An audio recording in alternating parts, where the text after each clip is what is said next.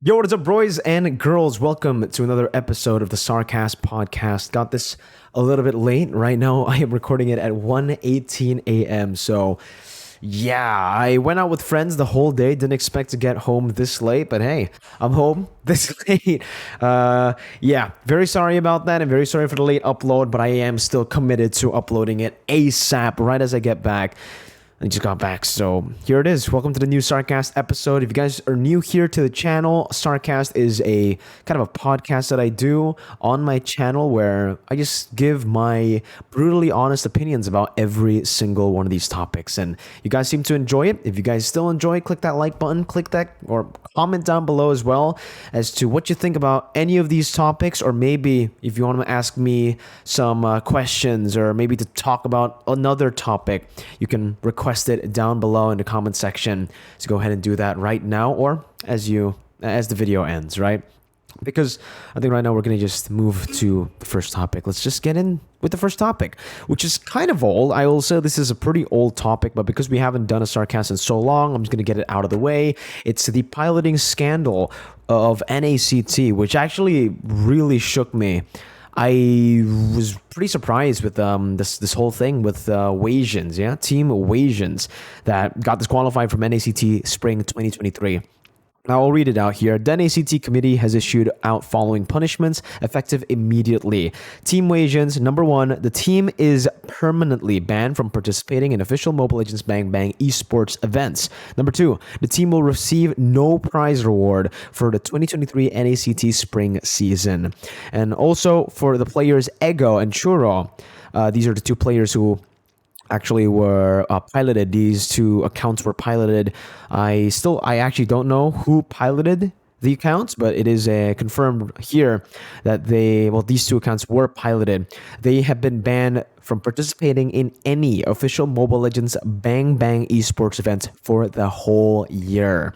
And also for the rest of the team, Ashley, Merciless, HOV, Chacho, Kaide, and Ooga Booga are banned from participating in any official Mobile Legends Bang Bang esports events for the next 90 days. So it's a pretty big one here. It's very unfortunate for the other players. I don't know if they knew about this, about Ego and Churro actually, getting their accounts piloted, but if they did know, I think they got off really, really lightly. I think they should have been banned as well for a whole year. And honestly, for the piloting accounts, for the accounts that got piloted, Ego and Churro, I feel like for, kind of falsifying all this and getting a pilot to actually play your account, they got off really light with just a year ban.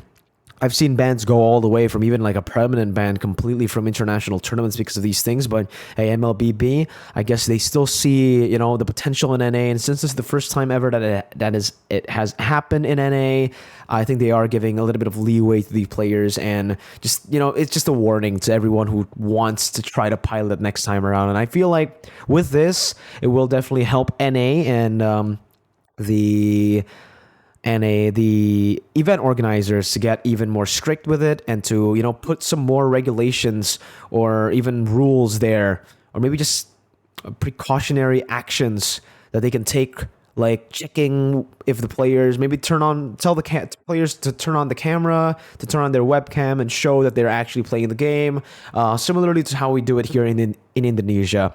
I think for the online events we've been having, especially during COVID, every single time the game ends, they are supposed to show their screen, and they're supposed to tap on the screen to show that it is indeed them who's playing and who's controlling the phone to the camera right as the game ends. So I think that little thing was definitely going to be it's definitely going to help NACT in the future, and they're definitely going to be learning from this little accident/mistake.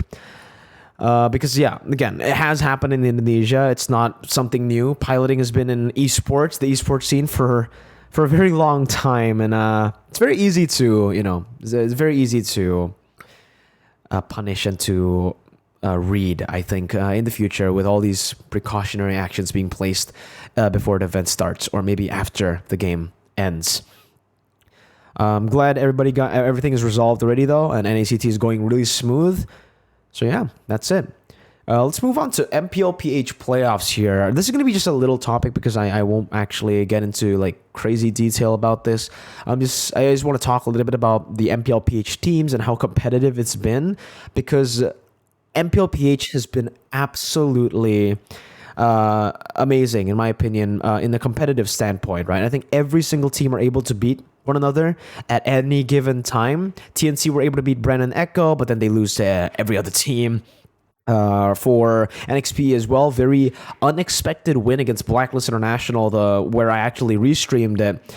Echo, RSG being super inconsistent, but able to take some big teams off the map, off the top of the leaderboards as well.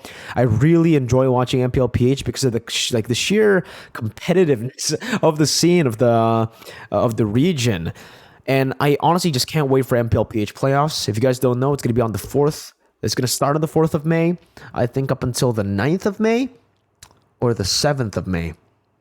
I forgot, but it starts on the 4th of May, so I really just can't wait for it. If I were to give my 2 picks for who I want to see take the crown or go to MSC from PH, it's definitely going to be RSG and Bren. Not to say that I don't like Echo. I love Echo, love their players. Especially Sanford, but I from PH teams, I always expect them. I expect the level of competition to always grow in every single season for PH, and that's why I feel like I'd be glad to see 2 new teams, represent Philippines. We already saw Echo and Blacklist at M4. They definitely can represent again. Blacklist, even though they look very inconsistent towards the end of the season, I think they're a team that has shown many times before that they can adapt really quick and learn from their mistakes. I think this is something that can happen again. You can never count Blacklist out. They got that championship mentality that they can bring into the playoffs. I really hope they fix their drafts, though. Bren, strong across the board. I think just little minor mistakes have been made all across. Even the last game, losing. They lost their last game to Onyx PH, and to a lot of people, it feels like a game that they kind of threw, again, quote unquote threw, because Coach Ducky was doing crossword puzzles while drafting, etc. All leaning to the fact that maybe they threw, but doesn't change the fact that Onyx PH were absolutely phenomenal in that game. I think even if they threw, they put in some effort, and the fact that Onyx PH were able to beat them, you can't take away anything from Onyx PH. I think they still had a very phenomenal performance, and I think they will have a pretty good performance too in the playoffs. Now, for the full prediction, for the full deep dive and analysis about every single team based on my opinion, you guys are going to have to wait for the MPL PH playoffs predictions that I'm going to be uploading in a bit. Next week, right before the playoffs start, I will be uploading that, so don't worry. I've seen so many comments already asking, Mirko, where is the PH prediction? Don't worry, guys, okay? I got you. We will be doing the Mirror Curse prediction very, very soon. Just a fun fact as well. ID, technically, I guess you could say I cursed some of the teams, but guess the right champion. 3 seasons in a row. It's been pretty easy. Solid road for ID. Hopefully, we can get the right champion for PH too. Hopefully, right? But yeah, I think we're going to move on over to the third topic, which is a very interesting topic because this is a kind of an old topic already. I think the SEA Games roster for Indonesia and Philippines has been out for quite some time now, but I just haven't been able to talk about it, or I feel like it's just not the right time to talk about it. Now with the SEA Games players and teams getting all the preparation necessary, all the time necessary to actually prepare for the event, I feel like it's the appropriate time because SEA Games is just right around the corner. Let's talk a little bit about the roster. We're going to be starting with the Indonesian roster, obviously with 2 EVOS players, 3 EVOS players, SarCAST, Dreams, and Brands. We have 2 Onyx players, Sans and Keyboy. We have 2 RQ players, Albert and Vin. And we also have, I think that's it, right? Am I forgetting anyone? No, I think I'm not forgetting anyone. It's a mix of Onyx, EVOS, and RQ. And I've seen a lot of concern. I think even Sheffin said this in one of the games that we casted in MPL ID that he is concerned about the Indonesian national team because of Evo's Legends' lackluster performance in the regular season. And honestly, at the time, I kind of have to agree a bit, right? Because of their lackluster performance, I was a bit concerned with the choice of players, even with RQ's slump in the playoffs, especially. That definitely raised a lot of concerns, not just for me, but also for the Indonesian people, right? But I honestly feel like with Coach Zace at the helms, I feel comfortable. I feel still very confident about the team that he actually picked, the players that he picked. I feel like this team can, contend for the gold title. And I've always been a fan of the All-Star team. A lot of you guys will disagree with me, but I look at it the way I look at football. In football, too, they don't take a full team and make them play together. They go and, they kind of pick the best from every single role and they make them a team. All-star teams usually don't work because of the clashing egos. I agree with that. Synergy, communication is a problem. Completely agree with that. That's something that's completely true. And we have seen that kind of problem happen before, just literally last SEA Games, right? But I think with the right amount of preparation made now, the reason MPL ID actually didn't go for 8 weeks as usual and was kind of shortened to 6 weeks is because PBSI, the governing body for esports in Indonesia, wants the players who were selected for the national team to represent Indonesia in SEA Games to have more prep time to actually prepare for their opponents. Because last time around, because of MPL ID and because of their very tight schedule, not just for MPL ID, just because of a lot of tournaments happening across the board, and they were just they were practicing just not as efficiently, I would say, as they are now.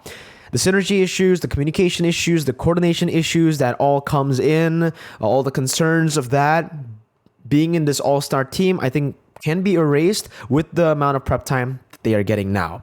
So, yeah, and obviously I think Evo's Legends really proved the point with their second place finish, right? They really proved the point. They still have a very solid team and they still have very solid individual players that I think can contend for the gold title. Now, obviously, though, I think we gotta address the elephant in the room, or the favorites in the room, I would call them. Bren, the team, Bren and Ryota, the team that is gonna be representing the Philippines.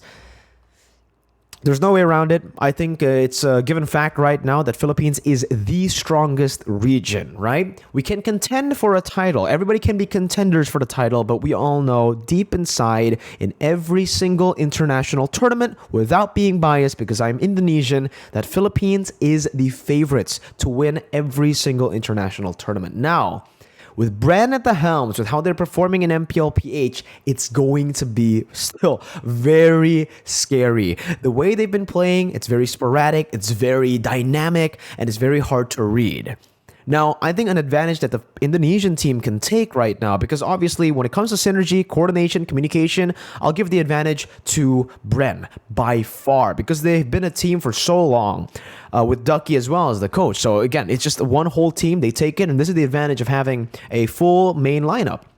That has worked many times before for the Philippines, right? But this is also, for me, one of the advantages that the Indonesian team can have up against, the other teams that are sticking as 5, right? For the other teams, like we'll take Bren as an example, a team that is representing Philippines.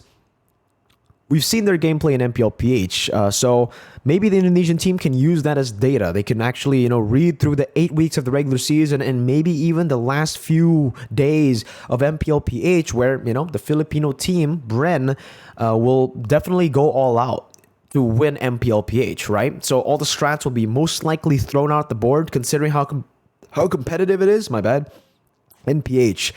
So yeah, that's something that they can read, and maybe other teams just can't read about Indonesia or the Indonesian national team because it's an all-star lineup. Sure, you can watch Evo's games, Onyx games, and RQ games, but with all these players merged together and Zace's style, I feel like it's going to be much more harder to read for all the other teams, not just for the Philippines. Yeah, I think that's kind of the point that I'm trying to make here. There's an advantage and there's a disadvantage for both of the teams. There's for both of the routes that they went for Philippines, one whole team, synergy, coordination, communication, all going to be. But that readability, right? And obviously that all-star factor as well. Didn't work out for us last year, but hey, maybe it will this year. Next is a very interesting topic. Again, we got a lot of good topics here, guys, to talk about. And this one is very, very big. Because from what I know, you've probably seen this as well everywhere, right? China MLBB, the new contender. Finally, a worthy contender for the throne to try to beat Filipino dominance, right? Yeah, China.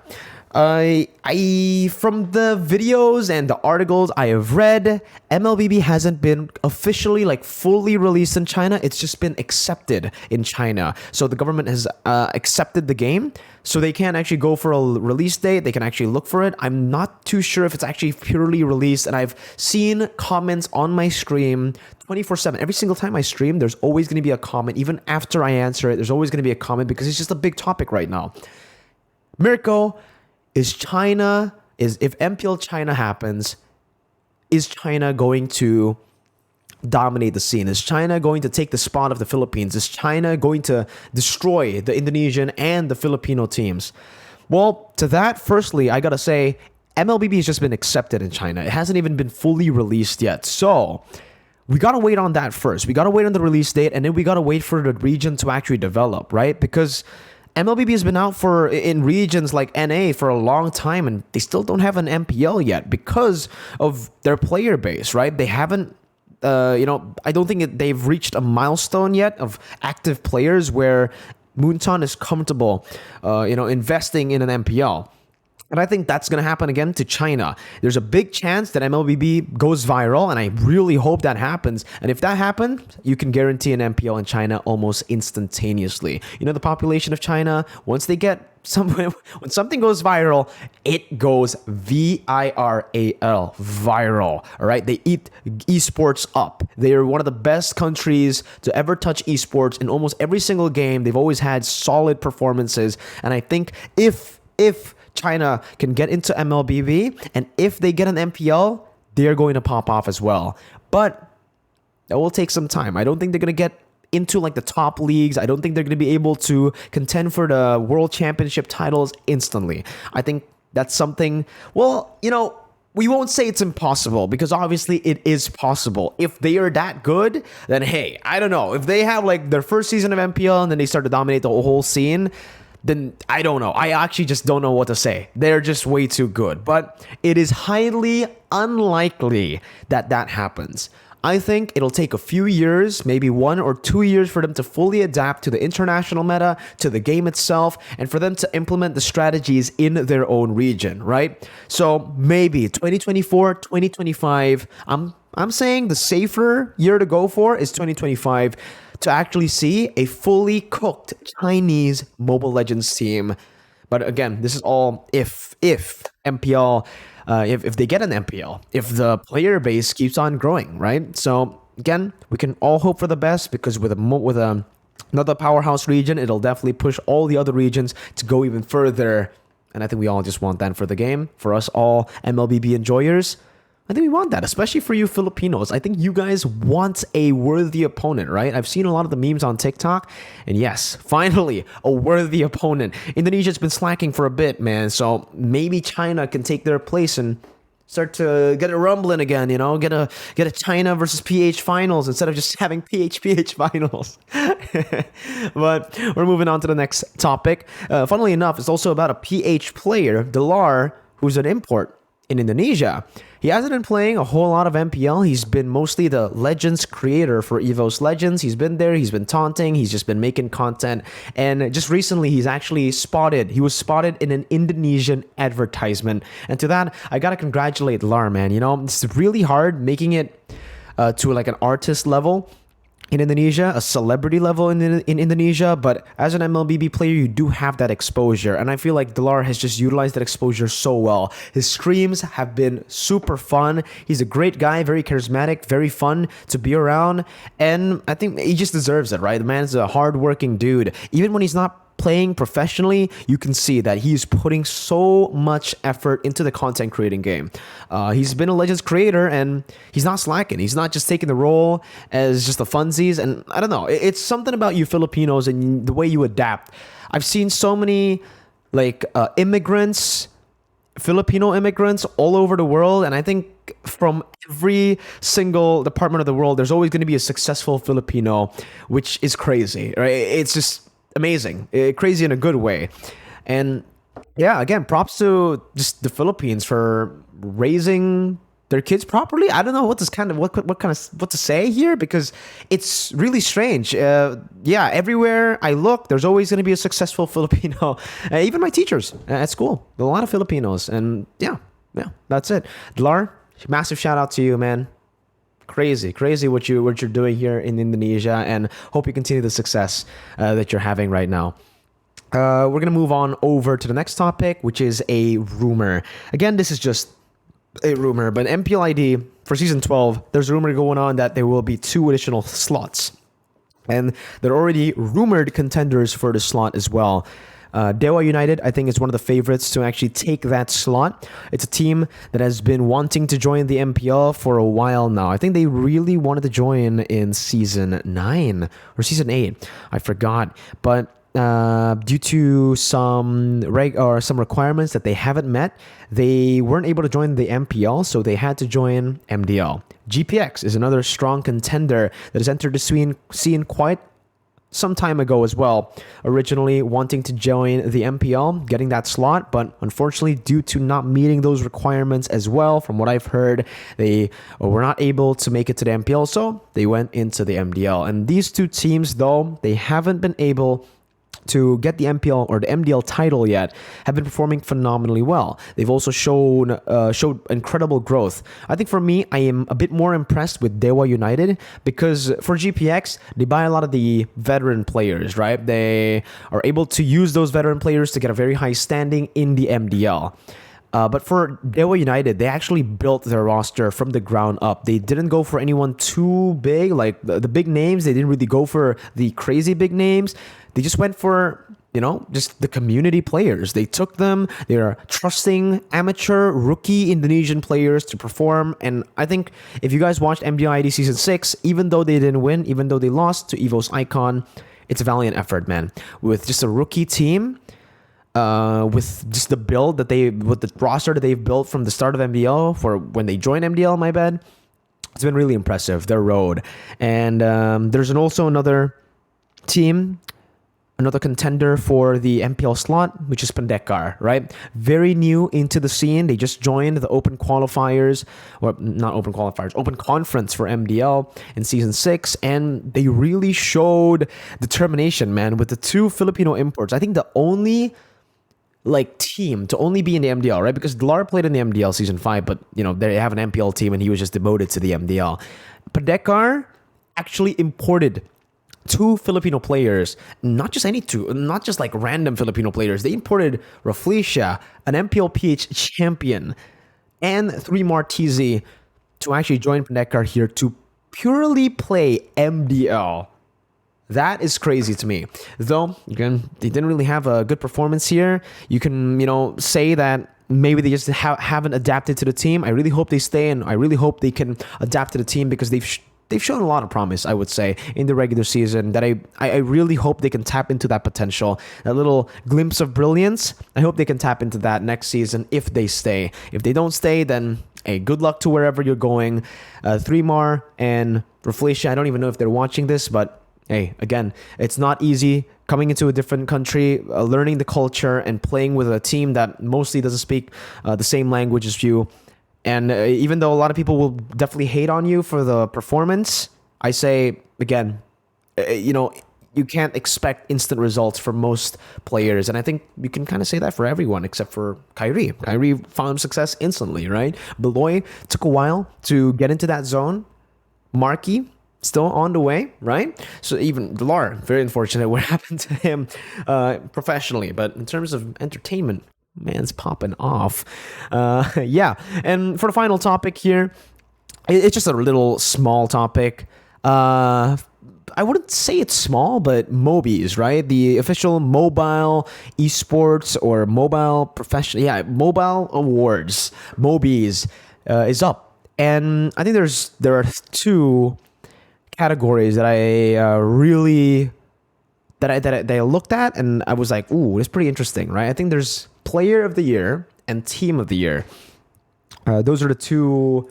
Let me just check a bit as well for the MOBIES, because again, if you guys want to join, by the way, my Discord is in the description below, and it is very, very fun because we share a lot of these topics for the MOBIES, etc. Like all that. So go ahead and check it out in the description below for the Discord if you guys want to join. If you guys want to discuss all around with me and the other members on the team, go ahead. It's gonna be very, very fun.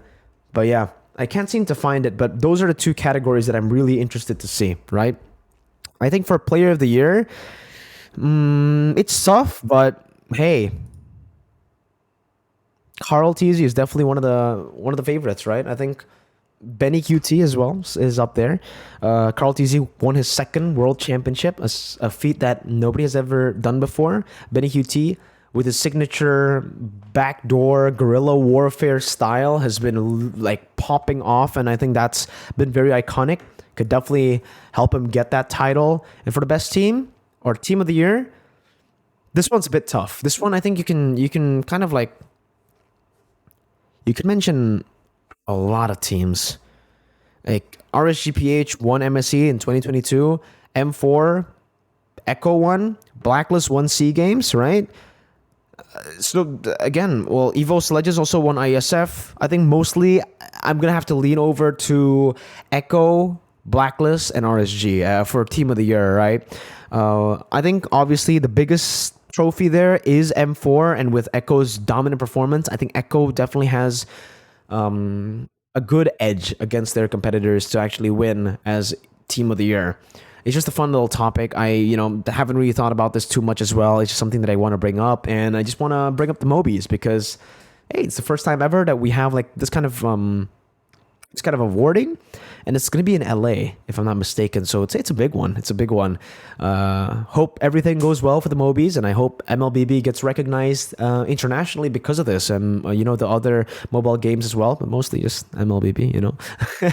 But yeah, that is the last topic of the SarCAST, guys. Hope you guys enjoyed the video. If you guys enjoyed, please do click that like button. Again, comment down below of what you think of any of the topics that we discussed about. If you guys have different opinions, if you guys want to argue, or if you agree, just let me know in the comment section. Let's have a healthy conversation down in the comment section. And again, if you guys want to argue or discuss directly with me, you can do so in the Discord with a lot of members as well on the Discord. Go ahead and check it out, and I'll see you guys next time. Peace out.